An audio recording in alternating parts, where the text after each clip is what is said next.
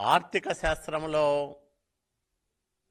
నిష్ణాతుడైన నాయకుడు నారా చంద్రబాబు నాయుడు గారి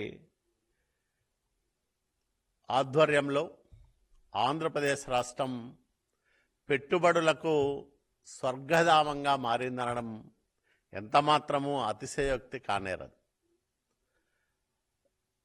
ఏడాదిన్నర కాలంలో అనేక సంస్థలు,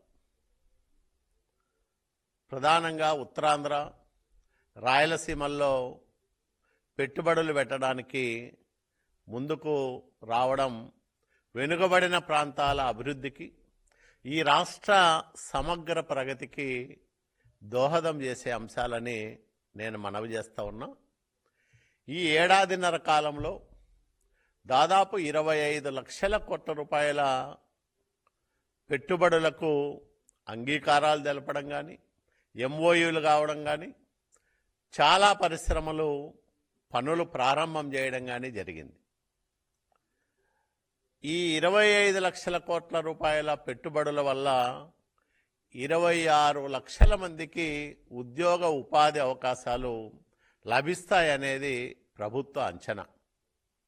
ఎన్నికలకు ముందు కూటమి నాయకత్వం, చంద్రబాబు నాయుడు గారు కానీ, పవన్ కళ్యాణ్ గారు కానీ, అట్లాగే భారతీయ జనతా పార్టీ రాష్ట్ర నాయకత్వం కానీ ఒక స్పష్టమైన హామీ ఇచ్చింది రాష్ట్ర ప్రజానికానికి, ముఖ్యంగా నిరుద్యోగ యువతీ యువకులకు. రానున్న 5 సంవత్సరాల కాలంలో 20 లక్షల ఉద్యోగ ఉపాధి అవకాశాలు కల్పించడమే ధ్యేయంగా చంద్రబాబు నాయుడు గారి నాయకత్వంలో ఏర్పడే ప్రభుత్వం కృషి చేస్తుందని స్పష్టంగా చెప్పాం. దాంట్లో భాగంగానే